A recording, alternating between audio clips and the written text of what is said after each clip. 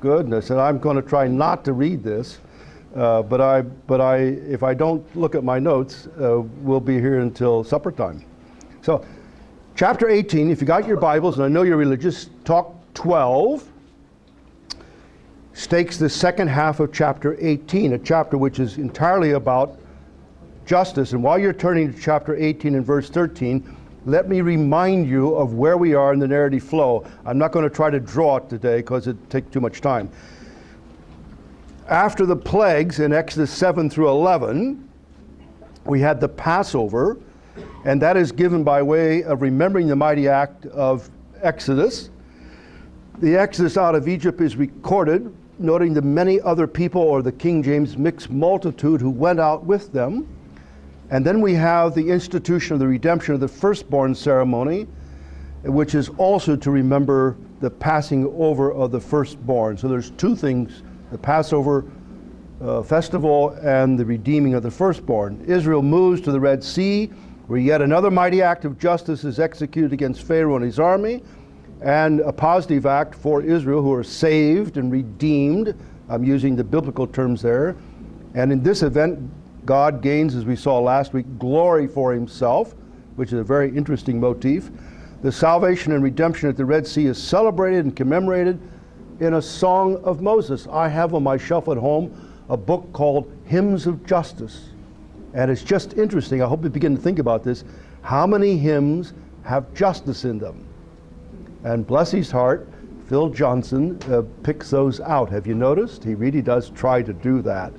And they are there, but they don't come to the fore very much. And generally speaking, people's theology is carried in their hymnology, or today maybe in their folkology. I'm not quite sure what you call the modern pop songs. But if we can't sing it, we probably don't believe it, huh? Then the trek from Egypt to Mount Sinai begins with a number of incidents in which Israel grumbles. And we'll see more of this after they leave Sinai. The waters at Meribah and Elim. Note the use of the word command, and I am going to read one little text, if you've got your Bible open and you want to turn back. 15:26. There the Lord made a decree and a law for them, and there he tested them. Verse 26, he said, if you listen carefully to the voice of the Lord your God and do what is right in his eyes, if you pay attention to his commands and keep all his decrees. And you say, what decrees? What commands? We haven't got to Mount Sinai yet. They haven't given the law. But we already, way back with Abraham, had him saying, I kept all the commands, decrees, and ordinances of the law, or the narrator saying that about him. So we'll take up that rather difficult problem as we go along today. The next grumbling was about Moses and the lack of food and the supply of manna and quail. And one of the commands that we find in 16:16 was this. This is what the Lord commanded. We do know one very clear one. Each one is to gather as much as he needs. That's a command. That's one of the commands. The as much as he needs gives the reader a hint of things to come in the law, which we'll talk about in talks 13 and onward. Another is the command and instruction not to collect manna on the Sabbath, so that the people may rest on the seventh day. So note, the Sabbath commandment was in place before the giving of the Ten Commandments. You follow that? Sabbath was in place before the giving of the Ten Commandments, and its function was clearly denoted as being rest, not worship. It was rest. We'll come back to that next set of talks. The next episode of grumbling on their way to Sinai occurs in the desert of Sin, where they grumble and quarrel, Meribah, with Moses, whom they are ready to stone. And the Lord provides water out of the rock at Horeb, which is another name for Sinai. And it's helpful to keep that in mind because Sinai is pivotal to much of this. Moses is vindicated there. Then comes external opposition. All this has been internal. The Amalekites attack, and Joshua defeats them in the valley as Moses prays on the mountain, which would be another mighty act of justice. And then it says this event is written up in a scroll as something to be remembered. So you've got yet another mnemonic device, another memory device. You got to scroll. And just how this works and where it comes on, even for evangelicals who believe in this, is difficult.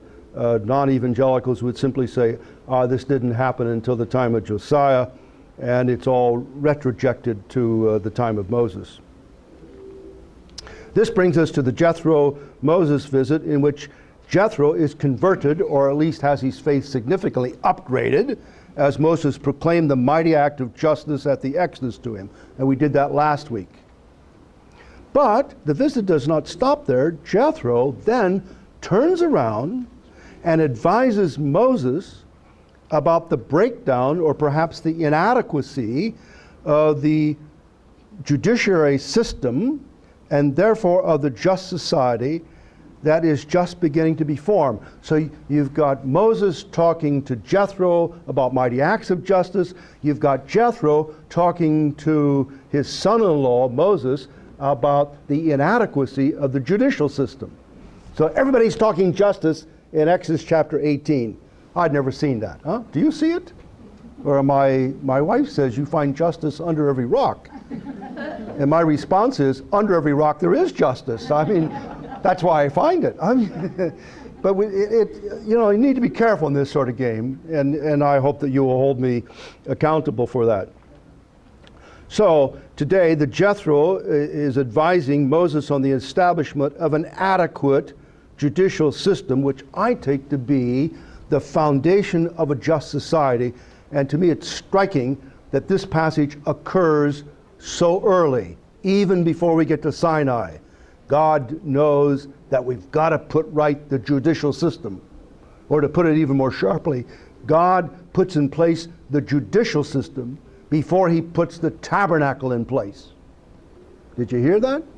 God puts in place the judicial system before he puts the tabernacle in place.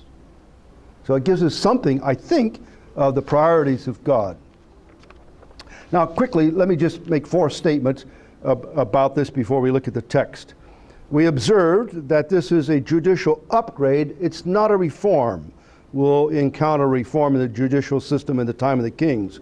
So the system now is inadequate. It's not corrupt.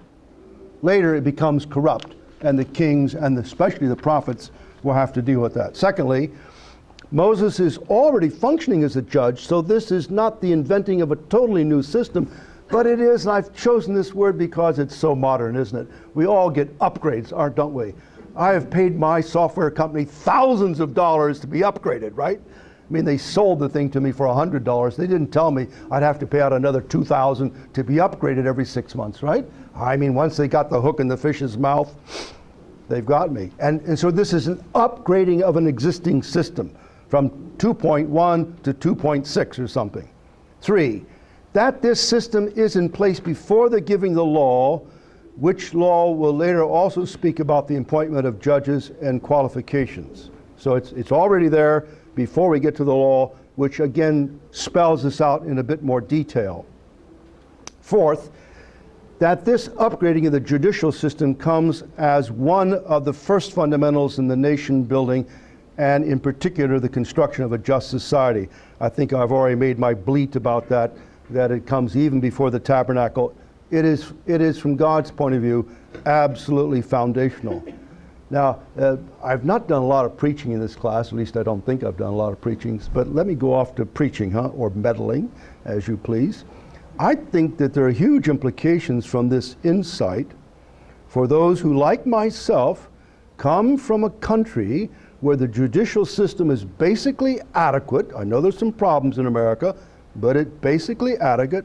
And for people like me who go to countries where the system is inadequate or corrupt, the temptation is to overlook that systemic issue in that country and work on individual cases of injustice. Did you hear that?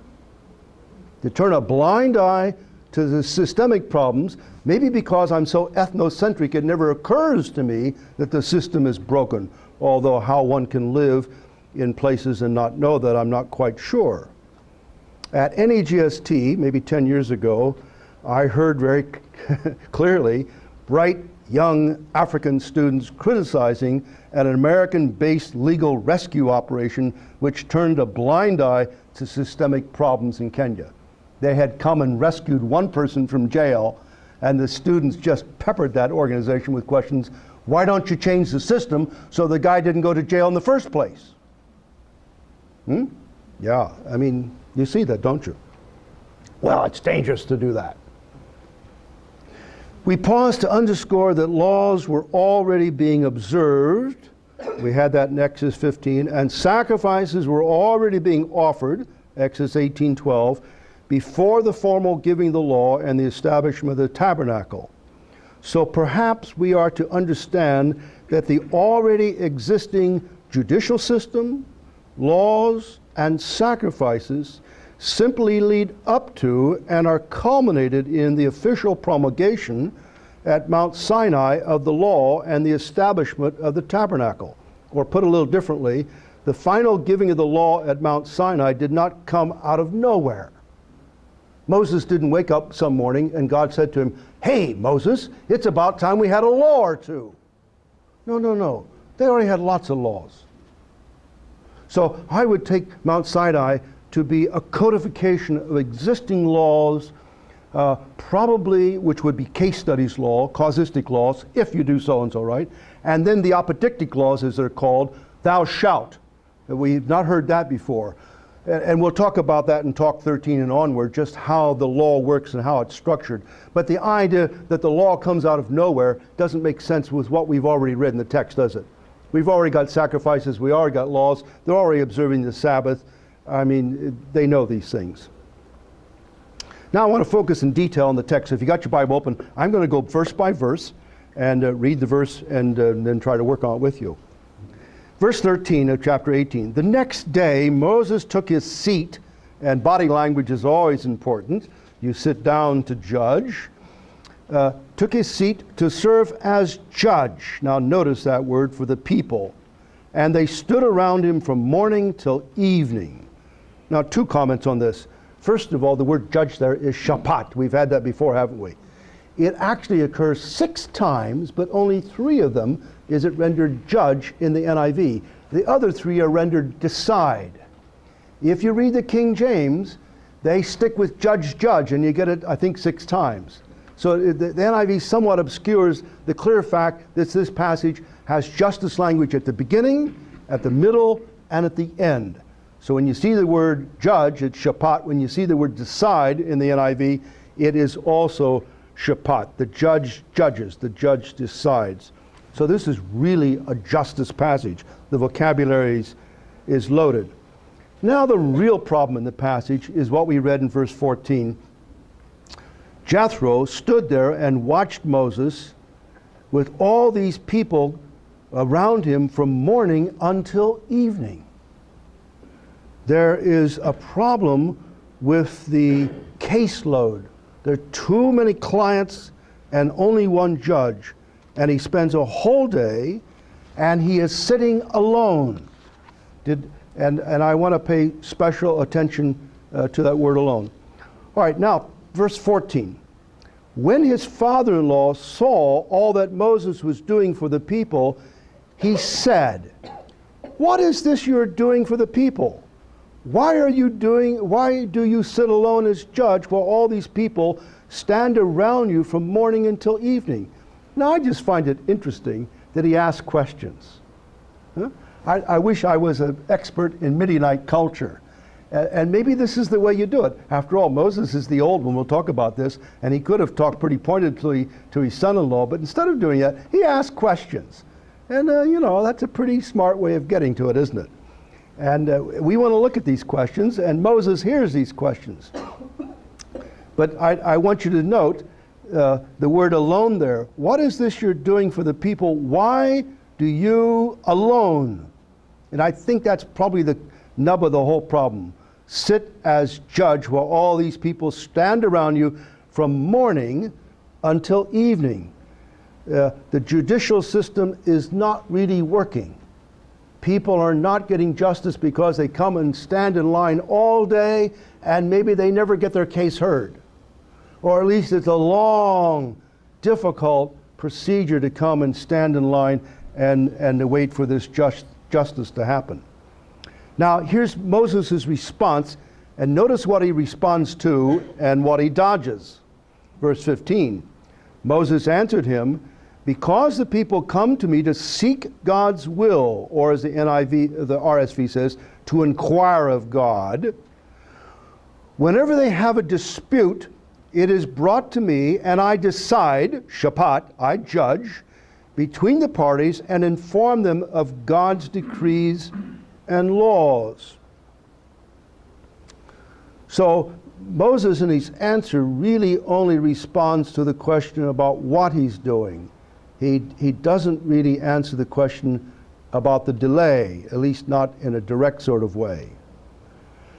And then Moses comes back and responds to this, and watch the word alone. Jethro comes back and responds, watch the word alone. Verse 17. Moses' father-in-law replied to Moses' question, which didn't answer the whole thing. It only answered, what am I doing? It didn't answer why the delay. What you're doing is not good. You and these people who come to you will only wear yourself out. The work is too heavy for you. You cannot do it alone. Where have you heard the words not good and alone before? They are precisely the words out of Genesis. It is not good for man to be alone. It is not good for Moses to do this job alone. And here you have Jethro, and I'm saying this very carefully, working from what I would call a creation perspective. Now, I want to do something a little difficult with you today. So if you get lost, that's all right. I'm lost too, okay? but we'll be lost together, and that'll be interesting. And Moses is being talked to by Jethro from a creation perspective here. So as he assesses the system, he says it's not good. And we've heard those terms before. Now, he does not claim divine revelation for himself, but he is an old and therefore wise person. That's what happens in a traditional society. Has no doubt observed Midianite judicial systems that worked and Midianite systems that did not work. He's an old man. He's seen things. So this story moves, as does the creation story, from not good and alone to, in the text, satisfied, that's the opposite of not good, and judges, helpers. Do you see that? So he's alone, he's going to wind up with other judges. It's not good, it's going to wind up with the key word, satisfied, which is shalom, and we'll come to that in verse 23 when it occurs. So we can say here that it's not only Moses who suffers and is worn out because the load is too heavy, but it is also the people. They too are weary and worn out from standing all day waiting for justice.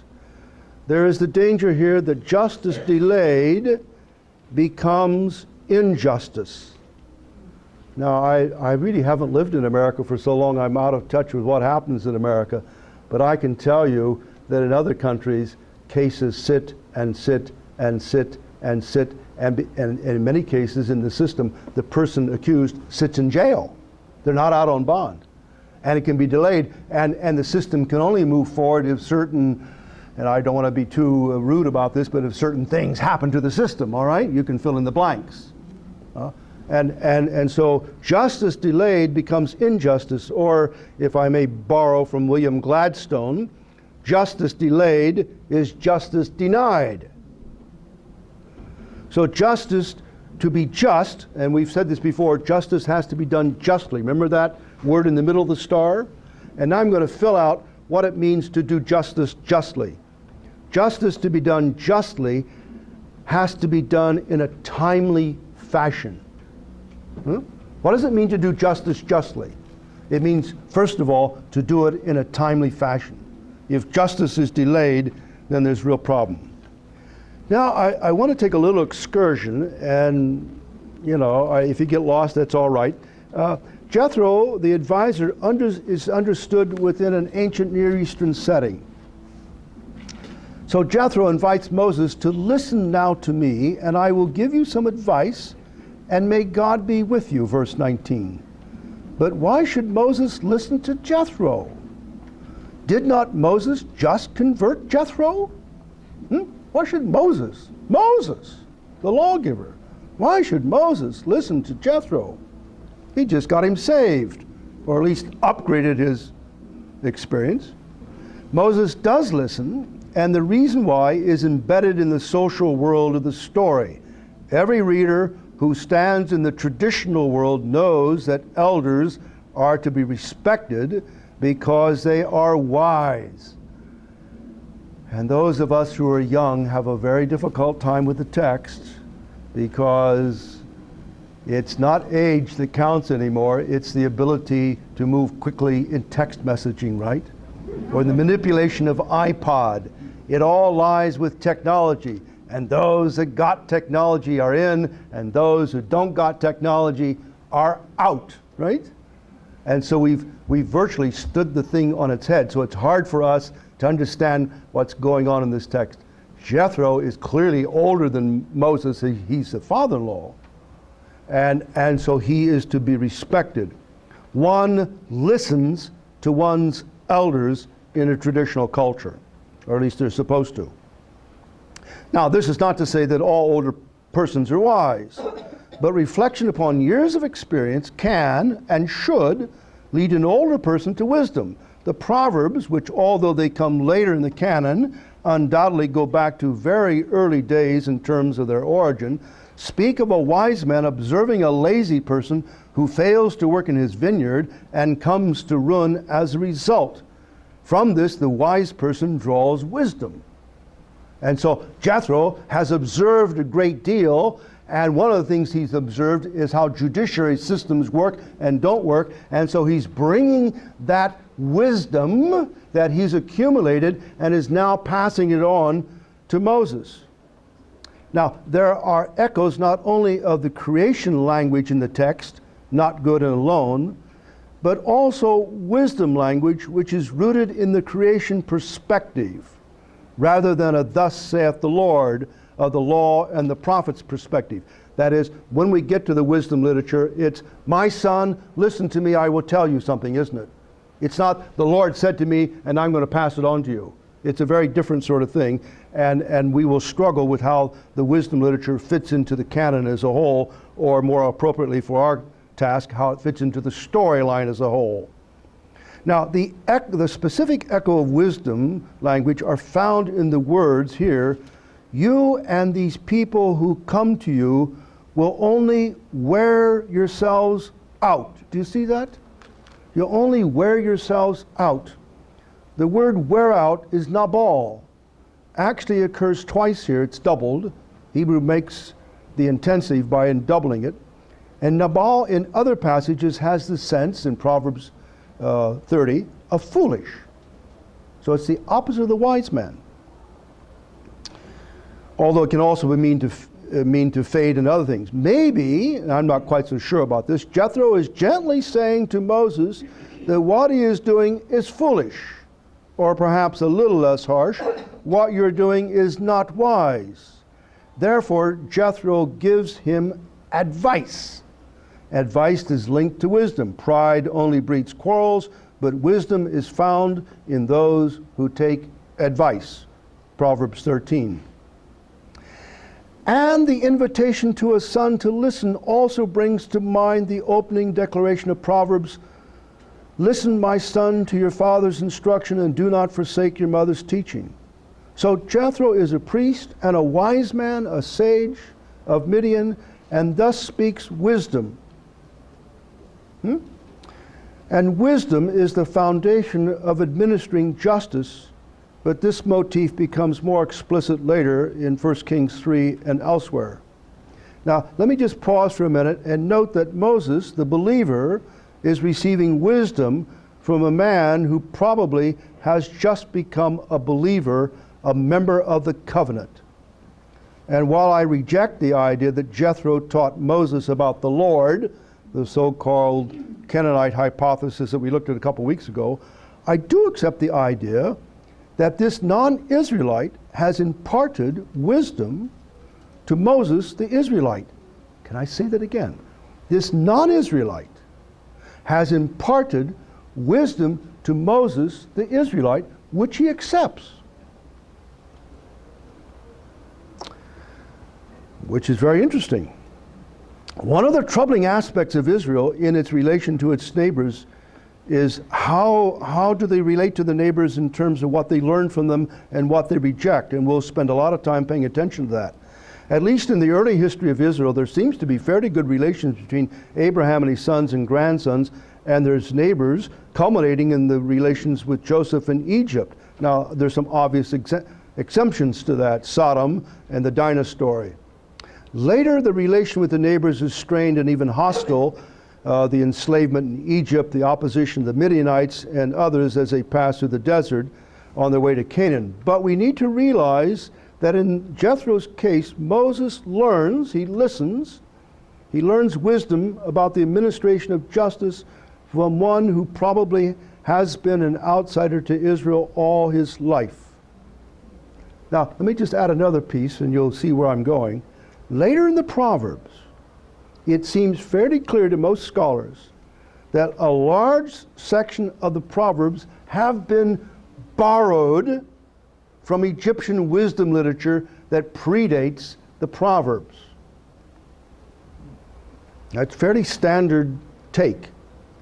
Now, the other one that is more troublesome, and we'll take this up in real detail next year, is what about the Code of Hammurabi and all those other ancient Near Eastern codes, most of which predate the law of Moses?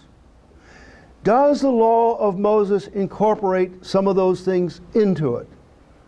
And I think the answer is yes, but you don't want to put a period. All right, you don't want to put a period. And I'm not going to take time today to tell you what sort of punctuation you put in there, but that'll take all of 4 or 5 lectures next time. I simply want to say that we have an interesting case study here of where we can actually see something happening of a non-Israelite informing an Israelite about wisdom, and the Israelite saying, yes, that's a good idea, I'll take it and use it. You follow that? Now that was a long footnote, and I bring the footnote to a close. Now I want to ask the question, what about judging? In this advice that Jethro has given to Moses, he doesn't say anything about Moses judging. All right? Moses is to inquire of God, he's to teach the laws, but what about judging?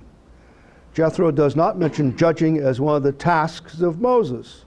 The reason for this omission of judging is that Jethro advises Moses to shift the bulk of judging activity to others who will be doing the judging, except in the cases of great difficulty, which presumably might become precedent-setting cases and require Moses to inquire of God. I'll come back to that. Moses then will continue to represent Israel to God, will continue to teach decrees and laws on the basis of such decrees and laws, and explain these to the Israelite judges. Moses is also to recruit these judges and to instruct able men so that they can carry the bulk of the work. Now let's look at Jethro's advice. 18:19, chapter 18, verse 19. Listen to me, and I will give you some advice, and may God be with you. You must, yeah, it's an interesting little phrase, isn't it? We'll come back to that. May God be with you. You wonder exactly how that works. You must be the people's representative before God and bring their disputes to him. Now, what's being talked about here? And in the context with all the justice language and the business about cases, surely what Moses is bringing to God is not sort of general prayer request. He's bringing cases to God. Now, I didn't give it to you in the notes you got here, but in the fuller notes, the word dabar, which simply means word, occurs 10 times in this passage, more than that. And a lot of times the word dabar, which is translated thing, can also be translated case, a judicial case. And so it looks like to many scholars that the whole passage is about cases, dabar, and about justice, shapat. And so what Moses is bringing to God are these cases. Let me read this again to you. It's a little difficult. Verse 19. Listen now to me, and I will give you some advice, and may God be with you. You must be the people's representative before and bring their disputes to him. So Moses will bring the disputes to God. Now, it looks like the bottleneck here is that Moses has been working on the assumption, which Jethro challenges, that he alone can be judge. And the reason why he assumes that he alone can be judge is because he has to bring the cases to God to get the answer. Oh Lord, what do you do about X? He writes that one down. Oh Lord, what do you do about Y? He writes that one down. But he's got a lot of them. Now, what Jethro is going to say to him is, verse 20, teach them, that is the judges, that he's about to appoint, the decrees and laws, and show them the way to live and the duties they are to perform. In order to do this, select capable men. So I suggest for you here, we actually can see the judicial system in movement. We can actually see the judicial system developing. I stumbled some months ago across the word transitional justice. Never heard it in my life. I looked it up. I found 15 brand new books published on transitional justice. Transitional justice, as it's used in the jargon, means where a country's judicial system has collapsed or never had one, and you restart that nation building, this is called transitional justice, all right? Rwanda is a class example of that, huh? Parts of Congo, the justice system has disappeared. You're in transitional justice. It's a major field of study. There's a whole journal called Transitional Justice. We have it here. Did they have a justice system in Egypt? Well, they had the Egyptian system, but one suspects that didn't work too well for them. Did they have an internal system? Well, we really don't know. Well, the only thing we know is that Moses at one point puts his hand in and tries to do a little justice, doesn't he? But he's actually viewed as an outsider at that point. So when they come out, here they are, and all of a sudden they're free people, and they've got all these pent-up questions about justice of one kind and another. Huh? I mean, can you see this happening? Can you imagine your way into the text? And they're coming to Moses and saying, Moses? And Moses is saying, I don't know. And so Moses goes to God, and God says, here it is, Moses. So he writes it down. So he is collecting a set of precedents, right? A set of precedents, a set of case studies, and these precedents then he will teach to these people. So Moses teaches laws and shows the way to live and duties to these people, and passes this on to these people. So he's passing on these precedent-setting cases. Now, at the risk of going a little beyond the text, let me draw something from this. I would have thought here we could say about Moses, instead of resolutely marching ahead with individual justice efforts and redoubling his case starting at 6 in the morning rather than 7 and going to 9 at night rather than 8, work harder. Instead of resolutely marching ahead with individual justice efforts, dealing with cases one by one, Moses is learning to deal with the systemic issue at the bottom of the inadequacy of the judicial system. Can I say that again? Instead of redoubling his effort, working harder, working smarter in an individualistic way, what Jethro is doing, he's pushing Moses to think systemically and to say there's a system problem here, there's a structural problem here, and working harder isn't going to fix it. Now, if you've fallen asleep, wake up, write that down, then go back to sleep, all right? That's worth the price of the whole cake that you ate. If evangelicals have a soft spot, I've just touched on it. We're great at working hard and working harder, aren't we? I now get up at 4:45 every morning. I don't think I can do 4:30. I'm trying to work smarter. But I wish there was a systemic answer to what I'm working on, and maybe there is a systemic answer, and maybe Jethro will come along to me and say, look, you knucklehead, well, probably not, look, you nutball, would you please try this? But we, with all good intentions, both here and especially abroad, where we really don't know what we're doing because we don't speak the language, we don't eat the food, and we're just outsiders. And we come with all good intentions, and we focus on individual issues, and we work harder and harder, and we try to galvanize other individuals into that same program, but we don't look at the systemic problem. Moses was pushed by Jethro to look at the systemic problem. And if we're going to deal with justice in any sort of biblical sense, the Bible, especially the law as a revealed culture of justice, is essentially and fundamentally systemic. It's not really a set of personal rules. It's a system that God will put in place. It's a constitution. We'll come to that next year. And you see him doing that finally. He says to him then in verse 20, "But select capable men from all the people." And he repeats that. "Men who fear God, trustworthy men who hate dishonest gain, and appoint them as officials over thousands and hundreds and fifties and tens, and have them serve as judges for the people at all times. But have them bring every difficult case to you. The simple cases they can decide," shapat, judge. "That will make your load lighter because they will share with you. If you do this, and God so commands, you will be able to stand the strain, and all these people will go home satisfied." Now there's a fair amount there to unpack. Let's take it verse 21. Moses is to appoint judges to help him. And he gives the qualifications there to be capable or they're to be able people. The word actually may have the sense of valor. They may be brave, and I suspect that is also true. It may have a military flavor here. The capability is spelled out in three facets, but first note that he is to select capable men from all the people. Now Moses does the selecting, not the people. This is not democracy. This is not democracy. But after the death of Moses, we must ask how and by whom were the judges appointed?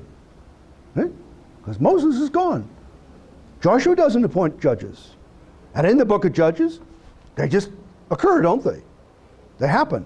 So we want to pay attention to that. Furthermore, we probably should not press too much on the statement, all the people, select judges from all the people, but surely this gives us the impression that Moses is not to focus on just one subgroup, his tribe or clan, or one kind of person. The judges are men, not women, at least for the present. We do have Deborah coming, so hang on, all right? And one presumes that in a traditional setting, they are older and therefore wiser, all right? So he's to select capable men. Now the three qualifications.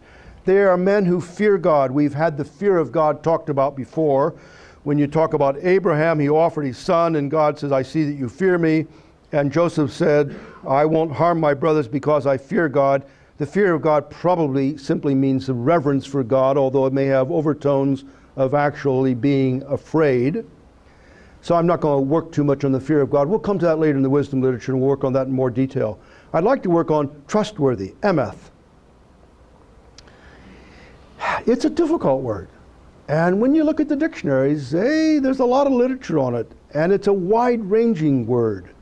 It can have the meaning of truth. It often has the meaning of faithfulness. It can mean dependable or right. It also has the idea of duration or permanence. And if you look up the references to these that I've given you in the notes, you will discover that the English versions of the Bible differ very considerably in their rendering of emeth. In Exodus 18:21, trustworthy or reliable is an adequate translation. These are to be trustworthy judges. But it is possible that in this legal setting that colors the whole text, that it may have the sense of what the King James says, men of truth. And I'm rather inclined to take that point of view. Now, we're not going to do it here, but we'll see it as we go along. The fundamental quality that you need to make a judicial system work with courts is truth-telling, right? The fundamental thing you need is truth telling. And so the 9th commandment is, thou shalt not bear false witness. You won't tell untruth about your neighbor, and that's in a legal setting. So truth telling in court is what's absolutely bedrock to justice. And we'll pay attention to the role of truth, although it's not exactly a justice term, but it's indispensable to justice. So I would think these are men who tell the truth. Do you know people who tell the truth? I'm blessed with a father who always tells the truth. I've never known my father to tell a lie. Now, I'm sure he's told lies, all right? But I know that my father, when he says I'll arrive at 5 o'clock, he doesn't mean 1 minute to, and he doesn't mean 1 minute after. He means when BBC strikes 5, he will be knocking on my door. And I set my watch not by the BBC, but by my father. He's far more reliable than Greenwich Mean Time or the BBC. And he tells the truth. He's emuth. He's reliable. He's stable. He's a foundation. You see how those all sort of run together? Yeah, I mean, it's hard to make a distinction. Thank God for people like that. He would have made a good judge. And he was offered a judgeship, and I won't tell you in which party, but you can imagine. But he was also told that to accept the judgeship, he would also have to give preference to certain companies to buy pencils for the court. And he turned it down and never became a judge. Isn't that something? Yeah, that's not the first time he got stung. So the judges will be trustworthy because they are truthful. We shall keep our eyes open for this as we move through this. We've talked about that. And finally, the judges are not to accept dishonest gain or bribes. It's a little hard to know exact translation. Bribes become dishonest gain. And so to do justice justly, no bribes. Now the establishment of the judicial system. Look at verse 21. So he's appointing these men, capable men, who fear God, trustworthy the man, who hate dishonest gain, and appoint them as officials. Now, if you look at the translations, they say this. They translate the word czar. They translate officials, rulers, officers, leaders, chiefs, and heads. So which one's right? Well, you flip your coin, and I think the real problem is not with the Hebrew. I think the real problem's with the English. How do you find an English term that's embedded in modernity that represents something that's embedded in the traditional world? I know all kinds of words in Tagalog that simply, I mean, to say they're untranslatable seems a bit, I'm not quite sure, but they aren't translatable. Pakikisama, I don't know how you'd make sense of that in English. It means something about smooth interpersonal relationship, but you have to write a whole paragraph to tell people what the word means. I think probably to my missionary ear, which has had some hearing adjustments due to traditional society, my missionary ear likes the idea of chiefs or heads. Chiefs. And so appoint chiefs. Second, and most important in putting into place a judicial system, he goes on to talk about the systemic problem here. Before asking about the nature of the system, we need to underscore that the solution to the problem of the lack of justice because of Moses was being overworked was not for Moses somehow to work harder or smarter. I've said that before. But the solution here, and we come now to the solution, to the textual basis for the solution, it's systemic. What Jethro is suggesting here is a basic change in the system. The system has been one-man band. Jethro says you need a system of thousands, hundreds, 50s, tens. Now what that means is just not clear, at least not to me. Stewart, who's a very conservative evangelical commentary, says it's a figure of speech. And I say, well, all right, I'll go with that. I mean, it clearly has some connection with military structure, all right? And it may be borrowed, but it has to do with some sort of grouping. Now, many people who do this grouping group it as a hierarchical system with courts going up. But I don't know that we can read that into the text. And later evidence makes me think that that doesn't really work. There's really no evidence in Israel before David of any system of Supreme Court unless you think the priest is the Supreme Court. And we'll talk about administrative justice and the court system structure next year. But I would suggest this is it's simply saying that justice will be structured in such a way is that people can get to it. It has to do with accessibility. The problem with the text is Moses is not accessible, is he? He can stand in line all day and go home tired and be frustrated and angry and unhappy and still not get your case solved. So what we're trying to solve here is accessibility. And however we make out this difficult piece, it has to do with accessibility. Verse 22, have them serve as judges for the people. And look at this phrase, which gets passed over, at all times. And it's repeated down below in the next passage. At all times. The problem was, justice was untimely with Moses. So the new system makes justice timely. You can get to it. Now, I must confess, I'm working off of something I'm not saying that comes later. Later we will discover that when the Levites are appointed, that they are dispersed in 48 cities through the 12 tribes, 4 to each tribe. You see what's happening? There's a Levitical city within everybody's reach. And the same thing is true with the cities of refuge. The cities of refuge, which are part of the justice system, are placed in Israel in such a way that you can get to one within one day's walk, or probably run. Okay? And so there is a leveling there. You don't have to go to Washington, D.C. to get justice. I don't like the word decentralized because it never was really quite centralized, all right? Unless you think of Moses as being central. But there's an accessibility, I think that's the best word to use without prejudicing it with other terms. There's an accessibility to justice now, and you can get to it at all times. So 22, have them serve as judges for the people at all times, but have them bring every difficult case to Moses, and the simple ones you can judge. That will make your load lighter, because they will share it with you.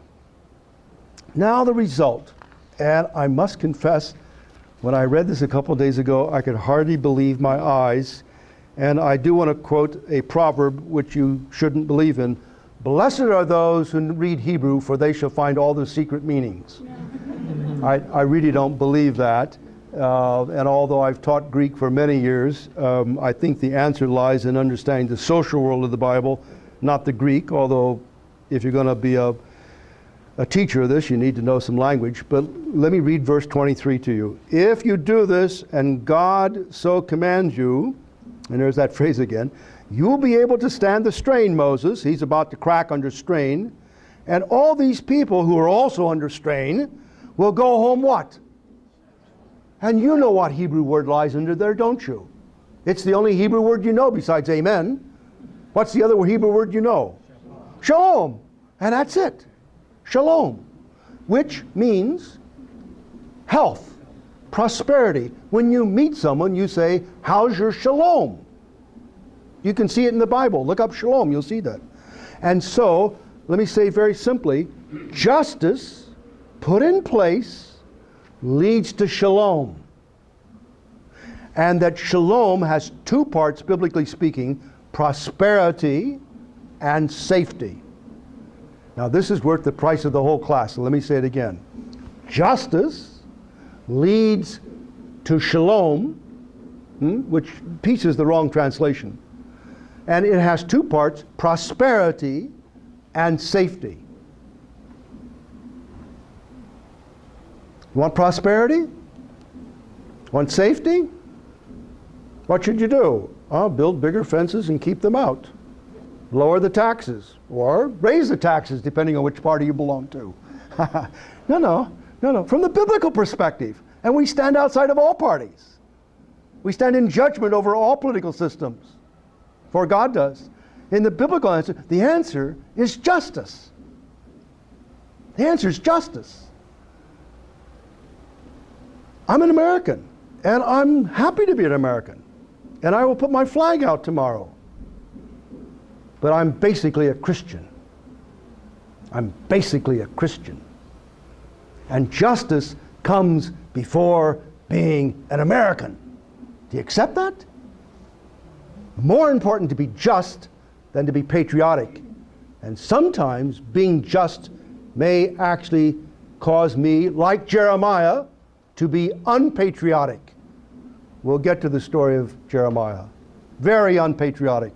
Would not fly his flag, said all rude things about the leader, and they threw him in prison and said, stay there, you rotten, unpatriotic, non-flag flying person. True. And here you have it. Justice leads to shalom. Well, I've rambled on far too long. There's one other thing to be said, and I'm going to be as miss if I don't say it. So I'm going to take 30 seconds and say it, and then I will start with this with Talk 13. Turn back to Exodus chapter 6. I left this out. I left it out intentionally because I wanted to give it a special place, and I wanted to come to it and work on it, and I need another 20, 30 minutes to really work on this. So I'll just read you the text, and you can see it. Exodus chapter 6, the full mention of the Exodus.